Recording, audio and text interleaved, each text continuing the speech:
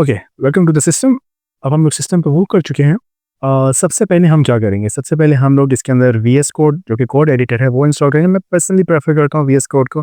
बहुत सारे एडिटर्स हैं, स्लाइम है और भी बहुत से हैं, आप लोग यूज़ कर सकते हो। और वीएस कोड का ये फ़ायदा रहता है कि उसमें एक्सटेंशंस बहुत ज़्यादा हैं। लेटर ऑन फ्यूचर डेवलपमेंट, जब प्रोडक्शन की डेवलपमेंट आप कर रहे होते हो तो उसके अंदर हमारे पास इतने ऑप्शंस होते हैं कि गिटहब वगैरह और बहुत सी एक्सटेंशन हम उसे इंस्टॉल कर लेते हैं। ये हमारा रहेगा step 1, VS Code. VS Code के बाद हम, क्योंकि हम लोग लारावेल के लिए वीडियो बना रहे हैं, लारावेल का सेशन है ये हमारा, तो हमें इसके लिए कंपोज़र चाहिए। अब कंपोज़र लारावेल के लिए बहुत ज़रूरी है। वो क्यों ज़रूरी है, वो जब हम कंपोज़र इंस्टॉल कर रहे होंगे तब मैं आपको बताऊँगा। हम लोग कोशिश करेंगे कि इसको ऐसे लेके चलें सीरीज़ को कि जो आप लोग हैं, आप लोगों को भी समझ तो आए, ये ना हो कि बस ऊपर से गुज़र रही हो चीज़, कि अब मुझे पता है क्योंकि मैं ये चीज़ क्यों कर रहा हूँ बट आपको पता नहीं है। तो हम फ़ोकस हमारा ये रहेगा ये सीखने पे, फाउंडेशन बनाने पे। ये ऐसी सीरीज़ नहीं होने वाली कि आप ये समझो कि यार नहीं बस आज ये एक सेशन हो गया, मैंने यहाँ पे एक फंक्शन बनाना सीख लिया, अब मैं प्रो हो गया हूँ, तो मैं अब क्या कहते हैं फंक्शन बना सकता हूँ। ऐसा नहीं है, हमेशा माइंड में रखना कि जो आप ट्यूटोरियल पे देख रहे हो, इवन कि अगर मैं भी बना रहा हूँ, जो आप वीडियो में देख रहे हो, वो 100% नहीं है। आपको कोई ये नहीं बताता ये 100% नहीं है। मैं बता रहा हूँ ये 100% नहीं है, ये जस्ट एक आपके लिए किक स्टार्ट है, 10% समझ लो। बाकी की जर्नी आपने खुद ही वो करनी है, कवर करनी है, कंप्लीट करनी है। क्यों? यहाँ से आपने आइडिया लेना, प्लीज़ मैं आपको अभी बता रहा हूँ, ट्यूटोरियल हेल में नहीं फँसना। जस्ट यहाँ से जो भी मैं कर रहा हूँ, उसको थोड़ा फ़ॉलो करो, उस अपनी बेस को स्ट्रॉन्ग करो एंड देन उस चीज़ को अपने सिस्टम पे अप्लाई करो। जब आप खुद अप्लाई करोगे आपके मसल्स, हाँ, मसल्स अगर आपकी मसल्स यूज़्ड टू होंगी इसको करने के लिए, एक कोड लिखने के लिए। सपोज़ करो अगर हम एचटीएमएल सीख रहे थे, एचटीएमएल में जब हम लोग टैग बनाते हैं या कोई मेटा बनाते हैं या सपोज़ करो हम लोग एच1 टैग लिखते हैं, तो जब तक हम अपने हाथ से कोड नहीं करेंगे ना कि ओके मैंने एच1 का टैग लिया, उसके अंदर मैंने लिखा हेलो वर्ल्ड, फिर टैग को क्लोज़ किया एंड देन उसको रेंडर किया, तो एचटीएमएल हमारे पेज पे डॉक्यूमेंट, बेसिकली तो डॉक्यूमेंट होता है ना, तो क्रोम के ऊपर मेरे लिखा हुआ हेलो वर्ल्ड, ये इस तरह से लिखा हुआ, छोटी सी चीज़ है। बट जब तक हाथ से नहीं करोगे तब तक समझ नहीं आएगी। सो प्लीज़ अपने आप को ट्यूटोरियल हेल में नहीं फँसाना। ये वीडियो ज़रूर देखो, सेशंस वाइज़ देखो, बट इस चीज़ को इम्प्लीमेंट भी अपने पास करना है। ठीक है गाइज़, लेट्स स्टार्ट।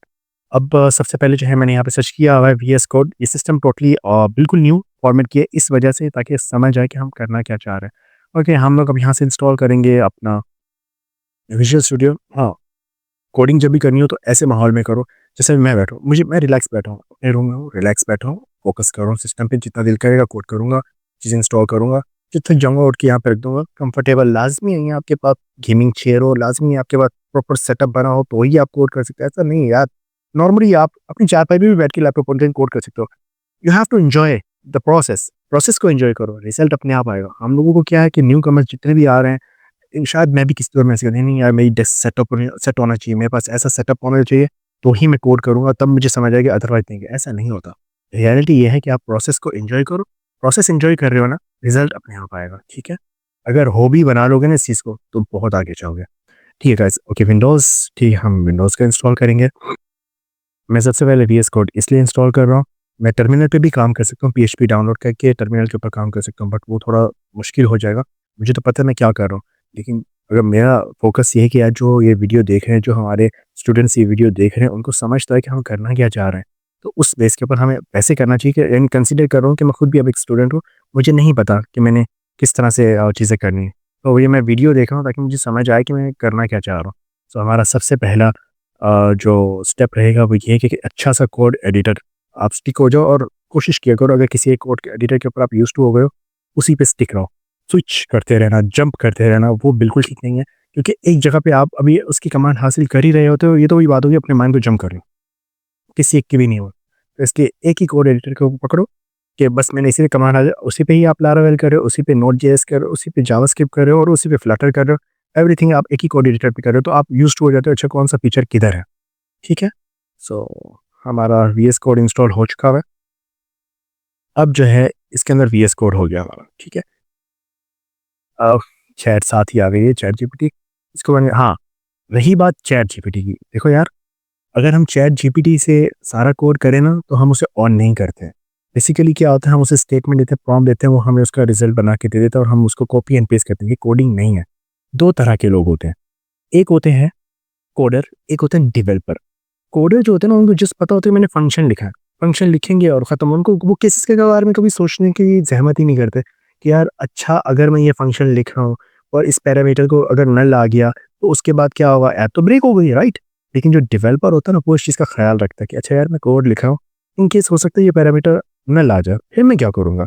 तो यूज़र एक्सपीरियंस तो खराब हो गया ना, तो उसकी बेस पे उसको हैंडल कर लेता है, केस 1, केस 2, ट्राई कैच, समझ रहे हो? तो उसको कहते हैं डेवलपर। डेवलपर की जो सोच होती है वो ये होती है कि मैंने प्रॉपर सॉफ्टवेयर को लॉन्ग लास्टिंग कैसे बनाना है। जो कोडर की होती है वो कहते हैं यार अभी का काम निकल जाए बाद में करते हैं। कोडिंग ऐसी चीज़ नहीं है जो आप ऐसे सर पे सवार करके करो, यार बस ठीक है मैंने थोड़े से पैसे कमाने, बस यार मैं लिख लूँगा तो मेरा काम हो जाए। ऐसा वाला सीन नहीं है।